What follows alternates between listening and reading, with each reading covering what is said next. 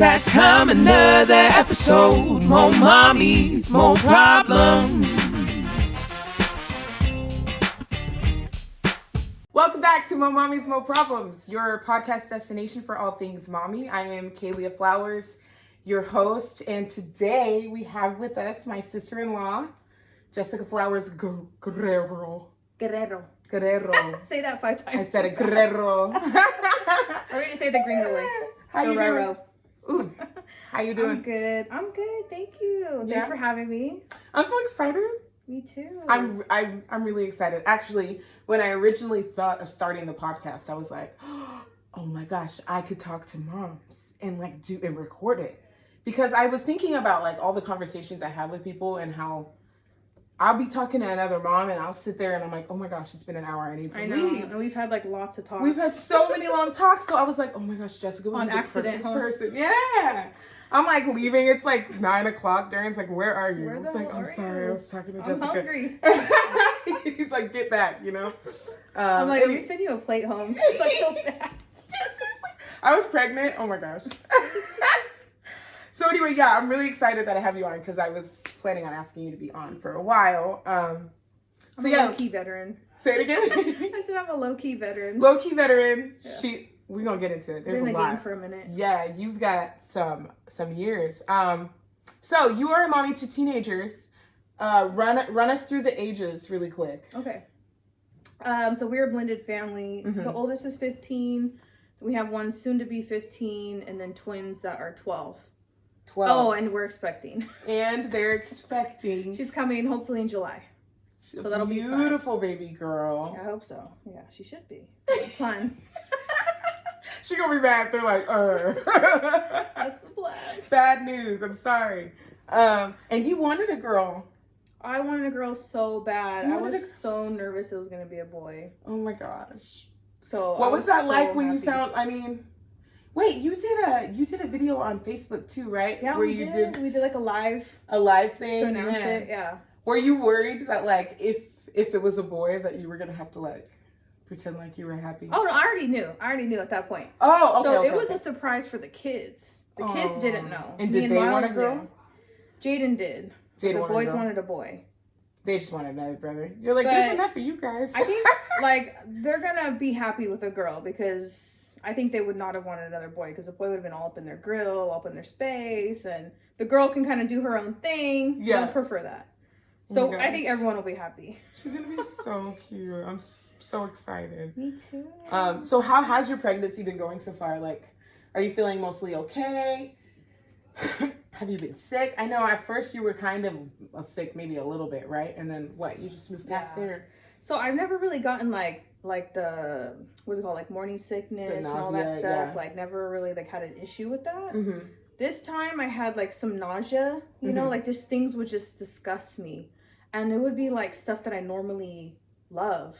Yeah. You know, like I'm a big coffee person every single day. Yeah. I'm always having my coffee every day. Uh-huh. And like all of a sudden it's just disgusting. Like even like, the smell nasty. Of it is like, ugh. Yeah. And it was so sad because like how else am I supposed to get energy every day? Yeah, especially when you're like caffeine dependent. Like every morning it's like I need used my to drink coffee. A lot of caffeine. So yeah, that's all stopped. But no, other than that, like just a lot of fatigue, you know, tired all the time. But like when the second trimester hit, things started turning around. And you how far along? I feel good. Like I feel like a normal person. Just a little starting to get wobbly, but I feel like a normal person. What do you mean by wobbly? Like especially after workouts, like my pelvic area is like. Oh, you're stretching out, like you're so I'm ready. like starting to like do the wobble. You're like, can I do the splits right now? I don't even know how to bring it up, but girl, you have been a surrogate how many times? 3 times. 3 for times. the same family. Yeah. Oh, okay, so it was all the babies that you had surrogacy were for the same family. Yeah, same families, like all siblings. How far apart were the babies? They're about 2. Each one was about 2 years. Yeah. Dang. Yeah. So what was that like? Honestly, it was probably up to date, like one of the most amazing experiences I've ever had. Like it's one of the best things I've ever done, honestly. Just is it because it's this like kind of selfless thing that you're doing for someone else? Like, that's your body. Like, that's I had a really beautiful experience. I think it started off with it was just like a bucket list thing. Yeah. You know, like, I just decided, you know, hey, I'm kind of fertile myrtle. Like, I've had pregnancies. Fertile myrtle. I should help somebody else, you know? Yeah. And I didn't want any more kids of my own, you know, at that point. So I figured, well, why not? I got use my body. And you were with Miles when you decided to do surrogacy, right? Yeah. So what was that like? Like, were you just, I'm going to have someone else's baby? Yeah. Yeah, I'm going to tell you, this is what we're going to do. And if you don't like it, there's the door. There's the door. Homeboy. No. He definitely had to be on the same page, you know, because it's a big commitment and you really need the support of your partner, you know, like it's a life-changing thing and everybody gets affected, right? Yeah. So, but he was on board with it, you know, he's like, okay, but he's usually on board with everything I want to do. You know, like I can be like, I'm gonna jump off this cliff. And he might let me. Be safe. Be safe. Be safe. Grow wings. Grow wings. But it was pretty cool. It was like a bucket list thing, right? And I got matched. I went with the agency. Okay. We got matched, and then we had to go meet them, and it was like this like dating kind of thing where me and Miles went. They're like in the LA area. We had to go meet them. Our coordinator was there too. So, but it was kind of like a little date. Like we got to meet each other over lunch, and then when we're all okay with it, we moved forward, and so we did the first one, and like they were just so sweet. Like the couple, they were so sweet. They were so nice. And totally trusted me. Like they're like, they thought I was like the mom expert, so they're like, we trust you, you know. Like, you know, so what you're doing. That was nice, like to not have like all this pressure and just, you know, they were relaxed. It was really relaxed. Anyway, everything was healthy. Baby was born. It was beautiful. And it was weird. Like a few days after the first one was born, I had this feeling. You know that feeling of like when you read a really good book. And like it's bittersweet, like you feel a little bit like, sad. Oh, it's over. Yeah, like you feel like sad because it's over. But you're like, that was a damn good but then book. Like you're so fulfilled, you know, so happy and like your cup's pouring over, but you're like kind of sad at the same time because it's over. And I thought that was it, you know. So were they like, hey, we want another baby? Like, they stuck it in. Could you do some squats and prepare? Yeah, they got me. They got me. We went to visit them. The baby was like maybe 5 months old. We were going to Disneyland for Christmas, so we stopped by to visit them. We had dinner at their house to see the baby and see them. And they snuck it in like, what do you think about that? And I was like, I said yes immediately. You know, like just I didn't even think twice. Knee-jerk, just And you stuck with that yes? I'm like you sorry, felt good Miles. I'm like, I didn't even ask Miles. I didn't get permission. I was just like, yes. And then I had to talk to him about it later. Yeah, like, okay, so remember that thing I did last time? We're about to do it again. Remember it went by really fast? Yeah. It was cool? Yeah, we're going to do it again. Let's do it again. Yeah, the second time it was, you know, it was like a easy yes, of course. Everything was so perfect. We did it, and then the third time they asked me, that one I really had to think about. Okay. I wasn't expecting that. And that was right before in 2020? Actually, yeah, we started it. COVID baby. We started it right before the pandemic was hitting. Like it was around that time. We were like in isolation, and you were like pregnant, right? But that was the cool part about it. I was just hibernating pregnant. Yeah, okay. But were you scared? Like, geez, everybody at that time, especially when it was a little bit, yeah. Because when it was early, I remember I was like, oh no, like even being outside to like check the mail, I was like. Yeah, no, scared. we were really cautious. Yeah, like we, you know, I was able to work from home. We wore masks. Like we really didn't spend time with many people. We were really isolated. Yeah, so it was pretty chill. I guess like it actually was a good time to be pregnant because I was just home hibernating, you know. And I just, you know, I just did my thing. But that one I really had to think about because it was like I wasn't ready for it and I thought I was done, right? And pregnancy takes a toll on your body. Every time it's like, and I always say too, like. There's the, like, before you have the baby, and then there's, like, the after you have the baby process of healing. Even if you're, like, someone else is taking care of the baby, like, it takes a while for your body to get back to normal. So when you choose to have a baby, that's, like, almost 2 years. That your body's not really yours. You know, you're not, like... It's a whole process. It's a whole thing. You're, like, not yourself for a while, and then you have to come back to it. Yeah. And during coronavirus, I mean... during the coronavirus. During... pandemic. During the pandemic, you know what I mean? I was really sad. I know a lot of people were sad. Were you struggling with like any kind of emotional stuff while you were carrying like someone else's baby? That's a lot of hormones. It's like the world is on fire, and at the time it was on fire and shit. Like, I think for me, I was pretty like even kilter, but I did start to feel like the loneliness part, you know, because I miss my coworkers. I miss interacting with them, you know, and it's so different. The work that I do was hard doing it over video. Like, I'm working with kids. How are you going to keep a kid's attention over video? So it was kind of stressful, and it was isolating. I miss like seeing family. I miss seeing my friends, my coworkers. It was just kind of isolating.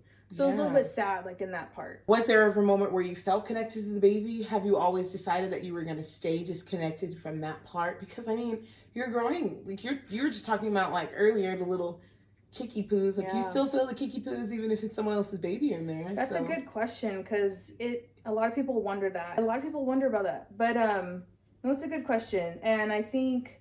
For me, so I was a gestational carrier, which means like it wasn't my egg. I was just the carrier. So I didn't have any genetic ties to the baby. So I think that helped, because I think you're the Pyrex dish. Like, I was just the oven. Yeah. So like I think that helped. So I didn't have like a genetic connection. It's not my baby. Okay. And plus, like, we made relationships with the parents. So they became like friends, and so it's like I wouldn't betray my friend, right? That's real. And so, anyway, so with that being said, like I didn't really have that issue with like feeling like super attached. It was more like an auntie kind of feeling. Like it's not my baby. I care about it. You know, I care about it. I love that baby, but I know that it's not mine. So you quite literally understood the assignment. Like, you were like, the assignment. You were like, but that's why it's like, you know, but for some people, they might have a hard time with that. Like, they might not be able to do that. So would that be something you feel like you have to like consider if you wanted to do it? It's just like, absolutely, you have to be honest with yourself, right? Like, I think it's a big reason why like they do want surrogates to like be done with their family too. Oh, you know, like okay, I mean, well, that's just one reason is you might like feel that way, right? Like if you're wanting more kids, it's confusing, but it can be a little confusing, and so but for me, I had no problem. I'm like, I didn't want any other children at the time, so I don't want a baby to take home and take care of. Like, I did the easy part. Like, you took the baby. You did like, the cute part. I need my sleep. Aww, go on. So that's cool. So you just understood the assignment. You were like, this is not my baby.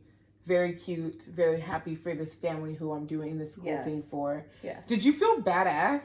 I would feel so badass if I was like, see this baby? This ain't my baby. I was proud. Yeah, I was proud. I was really proud of it, you know, afterwards.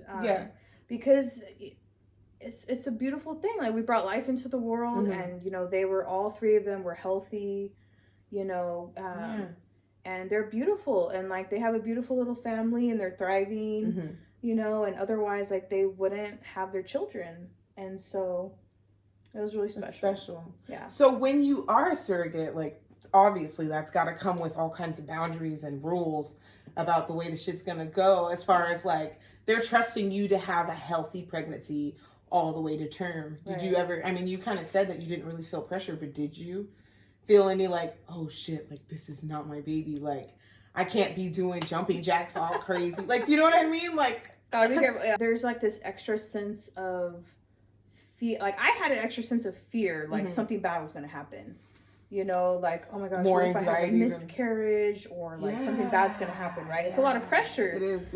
And I didn't feel that way with my own kids. I was super relaxed, never worried about anything. The thought of anything bad happening didn't even cross through my mind. It's that extra, like, this like brings it more to your awareness, like all the things that could go wrong. Babysitting someone else's kids. You're like, I have to. You're extra careful with other people's kids, than your own. So in that regard, yes. But they didn't really put a lot of pressure on me. Some people are like, oh, I want you to only eat organic. Oh, hell no. No dairy, no dairy, no this, no that. Mine weren't like that at all. They're like, whatever. Yeah. She's good. Please don't drink alcohol. That's not cool. Don't do that. I literally had 0 drops of alcohol. No alcohol. The whole pregnancies. And is that a rule? Like, would they like test you? Is that a thing? They wouldn't, no. I'm but curious, like, is that something that can happen?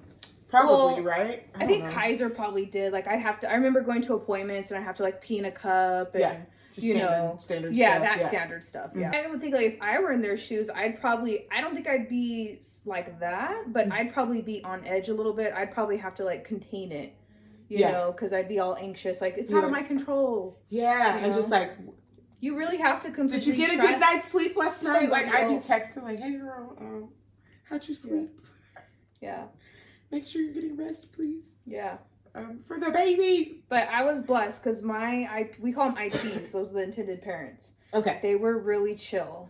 And you got chill. Like I said, trusted me. So they weren't like, because that would make me anxious if someone was writing me all the time. I'm like, I already am like worried enough. I don't need somebody else adding to that. That's the thing. Like, when you're doing surrogacy, it's an important part of the match because sometimes people might not reveal all this stuff, right? But it's better when they're upfront about like their expectations, and like how they want things to go. And you do have a contract, so there will be things in the contract, and you have to agree to them, you know, and you have to be on the same page. And you can't like breach. So like what? Right. I mean, gosh, what would happen if you like were in breach of the contract? Like, do you know what I mean? Right. That could be really bad. You can get sued. Okay, yeah, it would just be like a money thing at that point, right? Like, you owe me money. You told me you're gonna take my egg to make the baby. It's a legal agreement, you know. Sheesh. And so some people will put certain things in there, like the diet stuff I was talking to you about. Some people are like, only organic, only this and that. And some people, they'll put certain things in there, and like if you don't follow that, then you're breaching the contract. So you better be okay with all that stuff that's in there. Read the contract. Read the fine print, girl. It's like 50, 60-page document. Jeez. But yeah, one of the risks is that you can risk your own fertility. You know, so that's another reason why it's recommended that be done with your own family. What about, oh shit. Okay. Because, you know, all types of things can happen. Like, what if something happens and someone needs like a surgery, they need like, you know, hysterectomy, or, you know, something is going to cause that to happen where you're going to lose like your reproductive organ. You have to make sure like I said, like your partner's down and you're supportive. Yeah. And because I'm sure that can't your be. family as well. Yeah. Was it exciting kind of like getting pregnant with Miles this time because he's watched you be pregnant so many times for other people's babies? Oh, he's such a sweetheart. Can you imagine like just going through it with your wife, like just getting pregnant with some other man's baby 3 times? Oh, 3 times. And people see you and they're like, congrats. He's like, that's not right. They're like, again? I didn't do that. It wasn't me. But awkward. But no, it's really special. It's really sweet. Here's the thing. We've been together for like 9 years, a little over 9 years. Wow. Yeah. And so we, you know, I've been avoiding having a kid this whole 9 years. And I was a back and forth, you know. I remember, Yeah, he told me from the start, like, he wanted another child because he only had one, right? And he definitely wanted another child. But for me, like, I already had my 3, and I just couldn't imagine having another one. Like, I thought, oh my gosh, if I do that, how am I going to be able to provide and like give enough attention to the kids I already have? You know, I feel like I'll be spread too thin. Yeah. And plus, like, adding another one, right? Because we're a blended family. Yeah. So literally up until more recently, like, I got more okay with, we can have another one. You know, I'm okay with that. Like, I can accepting it, like, okay. Yeah. That means, because again, when you choose to be pregnant, like, you're choosing for like 2 years of your life. We starting over, man. It's like all the way over. We're almost there. Now we got another 18-year sentence. Girl, you had those 3 pregnancies, but like, that's not coming home with the baby. Like, you haven't come home with the baby. Right, and it's been a long time. So I can't really remember what it's like, you know, being up every 2-3 hours. It'll be great though. It'll be fine. It'll be a whole nother journey. Wow. But we're both really happy and excited, and it grew on me. But it is something that took. Were you guys intentionally like trying to get pregnant? No. Or that's the best. You're like, oh, remember that one time? Yeah. So. I mean, you know, we knew what we were doing, but I guess we were taking our chances. Okay, so you weren't trying to prevent pregnancy anymore. You were just kind not that time. But all it takes is one time. All it takes is one time. One time. All it took was one time. So when you found out, like, did you have a hunch where you're like, oh, I know this? Girl, I already knew. Because here's the thing. I keep an app, right? Because I've been terrified of being pregnant. I keep an app right now. So like I know what to expect. No. And I kid you not, I looked at my app afterwards, and sure enough, that day was the day it says I was supposed to ovulate, and I was like, great, like wow, couldn't have just been. Oh, after the fact, and you're like, ooh, you're like fingers crossed. I told my best friend, I was like, girl, and she's all, girl. I was like, well, we'll see what happens, you know. But like I was at that point where, I had just got surgery, right? Like a month before. So I wasn't supposed to be getting pregnant so soon. Yeah. And like, is that dangerous? Well, yes and no. It's just like, your whole goal is to lose weight, right? Yeah. And so why are you going to get pregnant when you're trying to lose weight? Yeah. When you're, pregnancy is when you're supposed to gain weight and be happy about it. It's like the one time you're supposed to just be happy about I was supposed to wait, right? So I was like, I needed to like lose the weight to be able, to feel like, all right, I'm off to a good start. Like I want to have a healthy pregnancy and all that stuff. And like do that first and then get pregnant. The pregnancy stuff kind of happened a little before, nothing in my life has happened like when I thought it was going to. Or like, I don't think it happens that way for a lot of people. It's just things, it's not my timeline, but, so yeah, like it wasn't expected, but it was wanted, obviously, because we had decided that we wanted another child. It was just not going to be that soon. It was going to be a little bit later, like next year, So you were like, oh, okay, got it. Let's change the plans a little bit, but she was in the plans already. She was, yeah. It's just the timing part was like, you're like, dang girl, we didn't mean right now. I love you though. but like, I guess I would try to do two things at once. I would try to be healthy. More than two things. I mean, lose a little bit of weight and grow this baby, and we'll all be good. So far, so good. And you've been working out. You've been like in the gym. I've been trying, girl. I've been trying. So how is that with like being post-surgery, being 26 weeks? Yeah, I'll be 26 tomorrow. Being 26 weeks pregnant. Which is how many months? 6 months? Yeah. Yeah. So you're being 6 months pregnant, being how many months post-op? Well, shoot, 7, because I got pregnant like a month after. Yeah. So like all that's going on, and you're in the gym, and you're working, and you're taking your kids everywhere, like. That doesn't stop. You kind of have to be disciplined to stay healthy during a pregnancy happening at the time that it's happening right now. Yeah. It's not been easy. It's been hard. And it's weird because pregnancy makes me at least like so hungry. Like I'm starving. Like I just want to eat everything. Everything. Cheese. Or like just smothered cheese on. Girl. So I'm like, why? Like why? Yeah. So I've had to be really careful. Like I have to bring like healthy snacks with me, and like I feel like I shouldn't be eating all the time, but I have to, or else I'm like starving and dying. Yeah, and you don't. So I do my best, girl. I just try to make sure I'm trying to eat healthy. And did you have the surgery where your stomach wouldn't allow you to eat past a certain amount of food? Yeah, I got the one where it's a gastric sleeve, so it makes your stomach smaller. Oh, so then like you can't eat as much at a time. Yeah. Right. So you said you're supposed to eat more often, like just in like smaller intervals. Right, exactly. So I eat less. I can eat a little bit, but your stomach can literally empty within 2 hours. Wow. Right, and I feel freaking hungry again. So so just like every 2 hours you nibble a little bit, stuff. Yeah. Wow. I've been doing good for the most part. Here and there, I might have like little crumble cookie. Something I'm not supposed to have. For the most part, and I'm trying to be in the gym because like you've been in the gym. It's one part about that too is it's good for energy, right? Yes. It helps you get energy and like also it's good for like how you feel, your emotions. Your literal, it cures depression, anxiety, like it just makes you feel good. So I need that. That's really for good. Lots of different reasons. If I could go back, I would have been extra because I just got on this exercise thing, like honestly, because I was preparing for the wedding. And then I was like, this feels really good. I'm going to just keep this going. Right, yeah. But I wish I would have started it when I was pregnant because I had the most unhealthy pregnancy ever.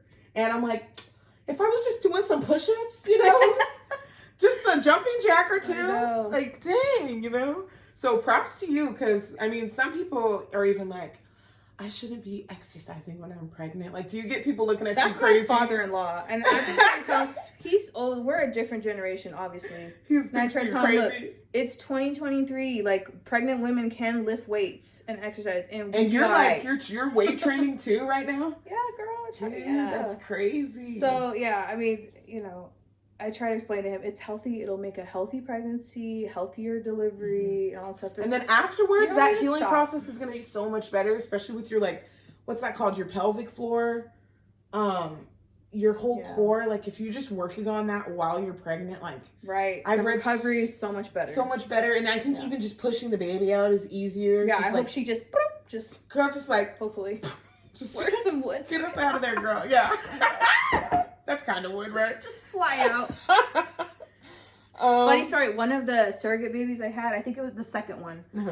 He actually, I didn't even have to push. I threw up. He just slid out? No, I threw up. And that's how he came flying out, girl. Before the doctor could even make it in the room. Why were you throwing up? Was it just because, did you have the epidural? Oh, it was awful. Okay, so I will never get the epidural ever again. I had a bad experience. So they put it in me, but I think they didn't get it in the right spot. Yeah. So I had, literally no pain relief. But my legs were numb and dead. How worthless is that? Oh my gosh! It's so you can't even I don't need the shit in my legs. It's like I need it right here too. That's the worst part. You can't fucking move at all. I couldn't move for a while after. I couldn't walk, so I didn't get any pain relief. So I was in so much pain. That's why I started throwing up. Wow. And it was just water, obviously, because they don't want you to eat. Yeah. But that's literally what pushed the baby out. And then the nurse was like, stop, try to stop. I'm like, how can I stop throwing up? I'm trying. And I threw up again and boom, he came out. So that was that. Dang. So I mean, hopefully this one. Did you even feel it? Was it painful? Was it just euphoric? Was it just and you were like, oh shit, and then they were like, okay, after birth, let's go, you're good. I was in so much pain that I didn't feel the baby coming out. You didn't feel the baby coming out? Did you ever have a C-section?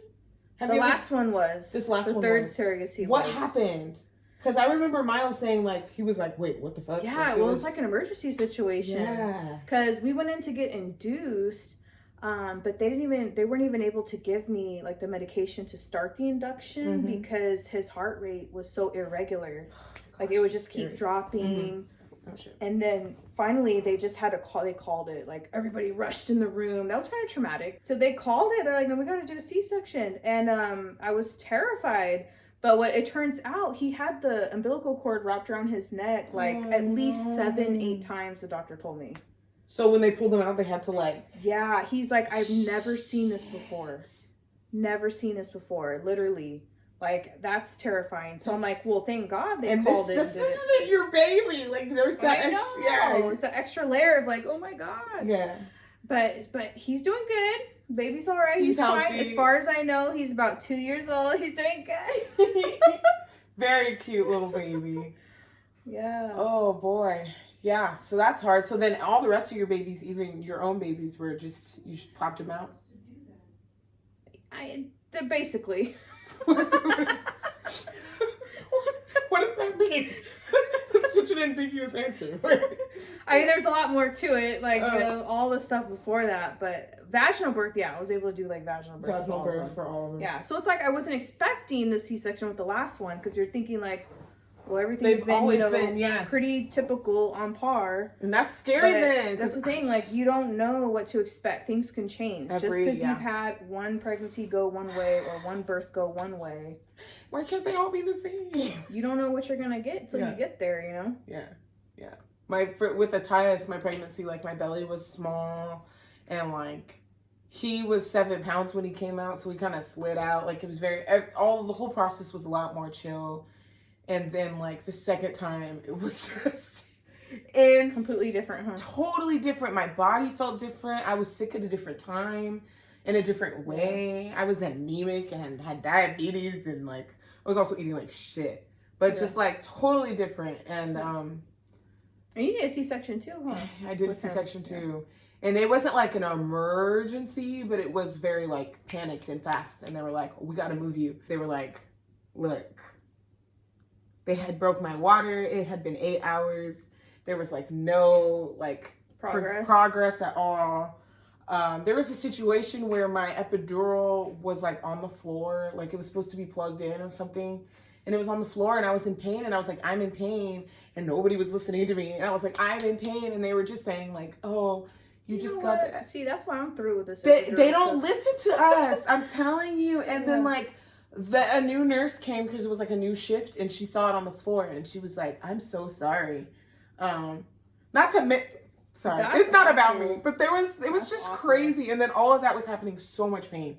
And with the Tyus, like I was on the epidural real quick. Like I said, it was a lot easier. Right. So I had never really felt those labor pains quite like that. Like I felt a little bit, but not like that. Yeah. It was bad, girl. I was like, It's the worst pain you'll ever feel. I was making these horrible noises. Darian he was having like a panic attack. He went outside a couple times and came back and was like, he had a hard time. And then they were like moving me to the room, and he couldn't. They were like, stop. And he was like, wait. He almost, gosh, he got really emotional. The whole thing was just like, and I'm someone like, I had never really had a major surgery like that. So I was like, wait, you're going to cut me open? Mm-hmm. And I had watched videos. Like I was obsessively watching videos all the way up to there. I remember you called me too. And I was like, oh, it's okay. I did call you. I was so drugged up. I was like, girl, they going to cut me open. They going to cut me open, Jessica. What am I going to do? She's like, okay, well, just breathe. I can't right now remember what you said, but I remember I was like, okay. You're gonna be okay. And there was just like a doctor, like I was in and out, like and there was like a doctor like shaving my like the mons pubis area. Yeah, I remember that part. And I was so like embarrassed. Me too. Just like, can you I was like, I didn't prepare for this part. Embarrassing. Maybe I should start getting waxes from now on. I'm gonna keep that in mind for when this baby's gonna be born. You might, I mean, depending on how you feel about your bikini area, you might just want to have it ready so you don't have someone else shaving you for you. Hey, the more you know, the more you know. The more you know. Yeah. And every time I kept feeling like I needed to push, I was like, I need to push. And she was like, nothing's happening. And I was like, I need to push. She was like, nothing's happening. I was like, I need to push. Oh my goodness. And it was horrible. Yeah, I'm not messing with them with that epidural. That's definitely with this one of the things. Like I don't want it. Scary now when I think about it, even because like when they gave me my epidural, like they couldn't get it in the right spot, so she had done it a little too far up, and then up here, going towards like my face was numb, and I couldn't. I remember I had to cough and I couldn't cough. Like I was like I felt like there was a bus on my. It was horrifying. And then I was still kind of in pain down there. It was dull. Like it wasn't that bad yet. But I just remember being like terrified, and like the whole experience, start to finish, was like, what the fuck is going on in this hospital room? You mentioned earlier that you have a blended family. So it's Miles. You guys did a Brady Bunch thing. Miles. Miles. You're a little baseball team. Here's the story. No, I'm just kidding. So it's Miles, and he has Efren, and then you have the 3 kids. When you guys met, how old were the kids? So our 2 oldest are about the same age. They're like 6 months apart. Mm-hmm. They're about 5. And then the 2 youngest ones were 2? I'm trying 3.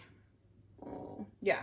They're about 3. 3. So what was that like combining your families? Did the kids have a hard time adjusting to that change? Well, let me tell you. So the research shows that like it takes on average like about 8 years to blend a family. Oh wow. Okay. We are not right now. We are not there yet. It takes So if you feel like you're not blending yet, like it's okay. That's normal. Because it takes a long time. That feels really good to hear, honestly. Right, it's normal. Yeah. Yeah, like that's what I understand is it can take an average of 8 years to like fully blend a family. So I feel like we finally blended. But finally. It took a long time. But no, I think it was, it had a lot of challenges, but I think like my kids took really well to Miles. Like he was fun and funny and like, playful, and they got really close with him, Are they listening in? They're all listening in. Oh my goodness. Oh no, maybe you should ask them how it was. But it definitely had its challenges. It was really hard. Was it because you guys, they're both sets of kids, like they're still very connected with their actual birth parents. So like, that adds a whole nother layer. I was gonna of, like, say, complexity. Because we share custody, right? So like, it was like, you know, Efren would be with his mom 1 week, and then he'd come and be with us 1 week, and then my kids, same thing, like, you know, back and forth week to week. And so that had its pluses and minuses. Like, for one, it was kind of good, like, to have a little bit of a break, you know, because there wouldn't be a lot of overlap. That co-parent, like, woo, a little bit of a break, a small break. Take them kids for a week and then come back, you know, refreshed, ready to take on the you know. But then they, you know, but then, like, if their kids are separated, they don't have time to be together and like blend better, right? Yeah. So we'd have like, it was like every other weekend where we'd all be together. So that kind of that poses a challenge, right? Like, when they're not all together, then they have a hard time blending with and then each they other, come like, back, and then they're leaving and coming back, and leaving, coming back. And then you have like different households do things differently. I was just that just really can fuck shit up I sometimes. was gonna say, like, so were there ever any, like, did you have to come to like some kind of middle ground with like their dad and like his mom with like, this is how we're doing it in our house, you need to kind of keep it at least somewhat similar? Have a conversation, but that doesn't mean they're gonna follow the plan and do it. So were you seeing, because for a while when I was co-parenting with Matthias, I would notice he would leave and come back and have like all these weird behaviors that I would have to like, right, yeah, we deal with the same stuff. Just what's that called? Like undo, like, and then you'd start over. This is how we do things. And welcome then, like, back. I don't play that here. Take you a few days to get situated, right? And then they have to go back over there. Oh, back over there again. Because like, and that's exactly how it was for us. Because like, for our house, like, we're more. I don't know if you want to call it strict. I was gonna say structured. We're more like structured, Like, we have more structure. Like bedtime and. Right, we're not like permissive at all. We're not like authoritarian either, but we're more just authoritative, right? Like, we have boundaries and stuff. You know what you're supposed to be doing. Yeah. So like, it's tough, you know, to be that type of parent, because it takes a lot of effort, right? And sometimes we got to be the bad guy, you know. But I think like the other parents have a harder time with that, and so when kids are like having that like more permissive kind of parenting style, then they try to, you give them an inch, they take a mile. They push, right? Yeah, they be pushing the limits. They be pushing those limits, so you can't give them an inch. And their parents, are they married or in partnerships, or are they just doing single parenting? You know what I mean? Because I think that's a whole different dynamic than like. That's true, right? Because there'd be another parent involved. Yeah. Yeah. And it changes the dynamic. So it's like you're coming from a household with like two heads of the table, so to speak, right? And then like, okay, this is how it works here. And then there, it's a little bit more It's been chill. a little, both sides are a little inconsistent, you know. They have a partner, but not have a partner, have a partner, not have a partner. Yeah. So some inconsistencies. And that makes it a little challenging too, I can only imagine. Right. Yeah, we've definitely had a lot of challenges with, you know, co-parenting with other parents. But here you are, and you're doing it. You're like, I mean, I guess here we are. Like, here you are, you know, you're doing it. We made it. We made it this far. Yeah, man. So you grew up in a blended family as well. Yeah. And that's, I mean, we've talked about it in the past too, just how like that came with its own set of challenges, but also I think was good for you in a lot of ways. Once you did move in with your dad and your stepmom, and you got to be around your brothers and all that stuff. Right. Did that play a part in like the way you wanted to run your house? Like, were you inspired by the way you were raised? Did you go, ooh, I want to do a couple things differently? Like, how did that, did it play a role at all in the way that you're parenting right now? Well, you know, for me, so I basically was raised by my mother until I was about like, well, half the time. Like, I was almost 9. Yeah. And so about the early half of my childhood, and then the second half of my childhood raised by my dad and stepmom, basically. And my stepmom I refer to as mom. Yeah. But I think, you know, that whole situation was really a blessing. Yeah. And when I was in high school, I would not have said that. Okay. I was like, no. Oh, that's beautiful. But now I'm like, so that was really a blessing. Like, I wouldn't be took you who I time am. to blend. The 8 years. I was like, yeah, right. I was like, But it took it. If not for that, I wouldn't be who I am, because my mom, honestly, she's been married to my dad since I was like 1 or 2. Mm-hmm. Like literally, she's been around like my whole existence. Okay. Yeah. But like she's like the single most important person like that has modeled me into who I am, right? Like I learned a lot from her. And you know, I don't know who I would have been, who I'd be now, like without if her not, guidance, yeah. if not for her, yeah, and my dad too, because and to bring it back to your question, yeah, I think I do try to take the good. You know, there's probably some of the bad parts that I picked up. We can leave that out. We don't gotta carry that with us into the next generation. But I hear their voice a lot. You know, they taught me a lot. And I remember my parents would always be like, common sense. And I wish they could see me now, because I feel like I have a crap ton of common sense, you know? Yeah, you're like, I'm doing so good. You would be so proud of me. So much common sense. Yeah. Which you guys said I didn't have, but I have so much now. Darian's always talking about common sense. He's like, yeah, common sense at times. Common sense. Like we'd hear that so much. Yeah. But our parents were very intelligent. Yeah. And they were more like strict, you know, and honest and hard. Yeah. Tough love. Yeah, tough love. A lot of that, you know. So I try to take like the good parts. Do you try to be a little softer? Sometimes I have to tell Darian he needs to soften, because he's so like he cares very much about teaching the lesson. Right. And sometimes I'm like, okay, wait, like your delivery, you could like adjust your delivery, and like, because Latias is a little bit more sensitive like me, so I think like when it's just real tough, it's a little harder for him to absorb, and then he's just sad. That's true. I think as parents, like you got to remember the purpose, right? You got to think of the end game, the long run. Like, what are you trying to gain? Yeah. Right. Are you just getting your anger out, or like can we do that in a way that's effective and constructive, that actually is gonna like serve a purpose? That's good. You know, because sometimes we gotta check ourselves. Like, I'm just letting my anger out, but that's not really gonna like help in the long run. It's not gonna help get what I actually want out of my child, right? Or like, that's so real. I seen oh my God, where was it?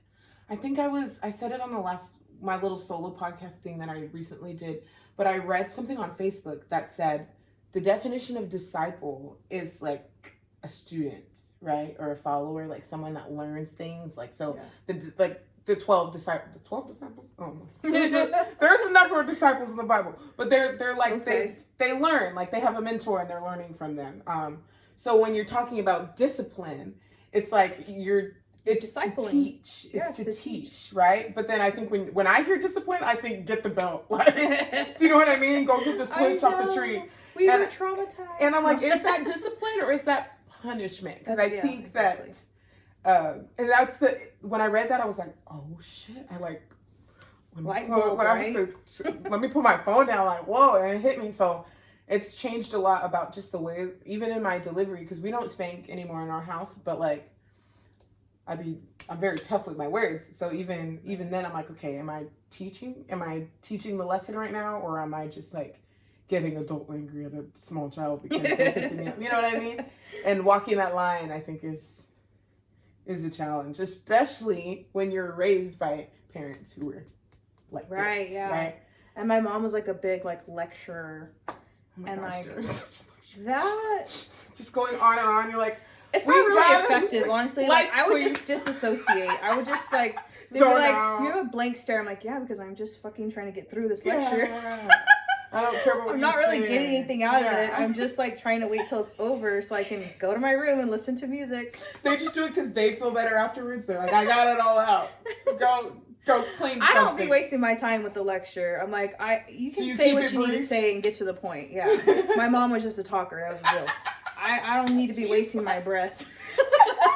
Like, we're not gonna sit here and do this all day. I don't got time for that. You know what you did. Just keep it brief. This and this and this. But you're right. Like, it needs to be teaching. You need to like have that in your mind that whatever it is, like it needs to be something that you're teaching. It's hard, right? Because that's what parenting is. Like we only have so much time with our kids. We want to like teach them about life and teach them what's right and wrong. And it's hard too though, because kids are annoying. Like, yeah, they just can being honest, they can be so annoying. So I think me, like, sometimes I forget that I'm like going to be 27 and I'm like an adult and like I'm a parent to like a child who's looking at me for like all that love and stuff. And sometimes I feel like I'm 18 and he's my little brother. So I'm like, leave me alone. Like, ugh. And then I'm like, oh my God, I can't do that. I'm like, gonna mess you up. He's gonna be like, my mom told me to go away my whole childhood, you know? Gosh. So it is hard because it's like, kids are annoying. It's okay to say that. I feel like that's okay to say. Yeah. It can be very annoying, especially as they're like figuring it out. Yeah. And it's like, and you know, that's something, speaking of that, like that's something I kind of had like a personal struggle with in parenting. With annoying with kids. It's like you may not always like your kid or get along with your kid. You may be very different from them. Yeah. And just have totally different personalities, right? And that makes it hard to like connect or get along. Yeah. Right? Yeah. That's okay. You know? Like I had a hard time with that. Like, oh my God, like so good. But it's okay because like we're different, but that's all right. You know, we can still love each other and like appreciate our differences, right? And then like connect on things that maybe we can connect on, you know. And it is a journey, right? Like it's gonna wax and wane. It's gonna be like, oh, right. Years 5 through 7, we were like cuddle buddies, and then like 8 through 13, we were enemies. We were like, yeah, never speak to me again. And now that I'm 17, now we're like best friends. We're best you're friends. An adult, you know. Yeah. Hopefully that's the plan. Is like when they're adults, then we can be friends. Yeah. Right. Yeah. And right now, it's kind of it's probably not time for friendship quite yet. Not at all. Not at all. We are not friends. I'm not one of your little friends. That's exactly what I say. I'm not one of your little friends. Watch how you talk to me, homeboy. Watch how you talk to me. All black moms say that. Right? I'm oh not my one gosh, of your little literally friends. like all the... My mom, oh my goodness. I hear it and I go back. I'm not even here anymore. I'm 7. But I hope we can be friends. I hope we can be friends when they're older, though. Yeah. I feel like even with my own mother-daughter relationship, I mean, she's still my mom, so I'm like, gosh, mom. But... You know, and I think it is hard too when you're an adult because you're seeing your parent as an adult, like a full person with nuance and not just like this beautiful superhero version of your person parents. on a pedestal. Yeah. You realize Idealized. they're human, right? Yeah, and then you're like, oh, you're not as cool as I thought you were when I was like 6. You know what I mean? So you have to like, I think that was the biggest like, just the biggest bust of the illusion was just seeing my mom like as a person. When I really realized it, I was like, wow, and she's an amazing person. But you know, I'm like, dang, like, you're not perfect. Right, yeah. I try so hard to be like you and you're not even perfect. That's really hard. So, I mean, and I think part of that, right, is probably just allowing your kids to see you be human when they're young instead of being like this, like, strong, like put together. Like, what do you think? Do you let your kids see when you fuck up or when you're not having a good day or if your mental health is off? Like, are you like letting them into that part of your world, or do you feel more like it's your job to be the rock? I probably could, you know, when I reflect, I probably could try to do that a little more often. Because I think, but you're kind of a rock anyway. Like, I feel like you're strong. Yeah, I think as a parent though, like I definitely feel that pressure to like have it together and not be this emotional wreck or me. just like flailing around. I need to be like they're stable. I need to be stable, right? And because I'm guiding the ship, and so it's a huge responsibility, right? But I think it also is healthy to kind of normalize, like, man, I had a rough day, or like, I'm stressed about this, or this and this happened. You know what I mean? Like, to share that life can be hard, right? And like, we can have like struggles and challenges and stuff. Yeah. I think they're a little bit keyed into that. I just need to be that stable force, right? Because I'm guiding the ship. I don't want to crash the ship. So I'm trying to figure out how to leave my own ship. I'm like, is everyone okay? We're just like, Darian's like, please stop driving. Like, move. Just go sit over there. He's like, I'll freaking steer. Yeah. Now he's kind of doing it, and I'm like, do you need something to drink? I tell him sometimes too that like I want to like, I'm working on it. I'm working on like building up my like rock. I call it the rock, my rockness, so that I could feel as like solid, because like, you know, I just don't all the way feel that way. I feel very like I'm a rock that was created from like molten lava, right? So it's like, but she's still like becoming a rock, so she's kind of hard, but like she's also kind of like a hot mess. She's forming into a rock though, you know. I love it. That's my analogy, yeah. So just imagine. So I do think it's inspiring. I'm actually very inspired by you, because I think that you've been through a lot of things. Some of them very similar to stuff I've been through. And to just see someone who didn't have the easiest hand dealt about stuff that was totally out of your control, and to be like, okay, shit, period. And then you just kind of, you just keep going. Like, you have it and you're walking with it, right? And it never goes away, but like, you just kind of like have gotten yourself to this place where like, I mean, in a way you could maybe you could say like, because of some of those things, like it took you in the direction you're at. Like, right. Did you want to be a therapist because of some of the stuff you've been through? Did that play a part, or were you just naturally kind of good? Yeah, no. Good at it, you know. Just so good. Just so smart. I don't know. No, there is a thing, there is a thing called imposter syndrome, mm-hmm. and a lot of us, you know, we deal with that. Even people who've been doing it forever, mm-hmm. like, and that's where we'll feel like, I don't know what I'm doing, or I'm not doing it right, or I'm not good enough. Like, I'm not qualified to be here. That's just part of the deal. So we kind of have to just stuff it, like take that as for what it is and stuff it and just keep chugging along and doing our job, mm-hmm. right? But no, I think, yeah, I definitely had, you know, some childhood traumas and you know, lots of things that were really difficult, like growing up and stuff like that. But I was the kid who was resilient. Yeah. I had definitely, you know, supportive family and things like that were there for me, and like stuck up for me, and were willing to fight for me. Yeah. You know, and that makes a huge difference. Yeah, it does. You know, people, you need supports. Like, you need adults you can trust, and yes. And so I was pretty resilient. You know, a lot of times when kids go through stuff like that, they start focusing on things they can control, right? If they feel like a lot of other things in their life are out of their control, they focus on things they can control. So for me, it was like, I can control school. And so, overachiever, kind of like, yeah. So like, I was a good student. Yeah. Girl. Like, I was like, because like that was me. That's something I could control. So I did well in school. Like, I poured it all there. Yeah. And, you know, focused on what I can control, and that was like my future, right? And so I was pretty resilient, and so I always had that like mindset, like the growth mindset kind of thing. Yeah. Like, that's hard though. If you don't just have that, you have to develop that growth mindset. Right. And so I just always felt like, well, I'll focus on what I can control, right? Mm-hmm. And then that's what I did. And so nobody else can take that from me.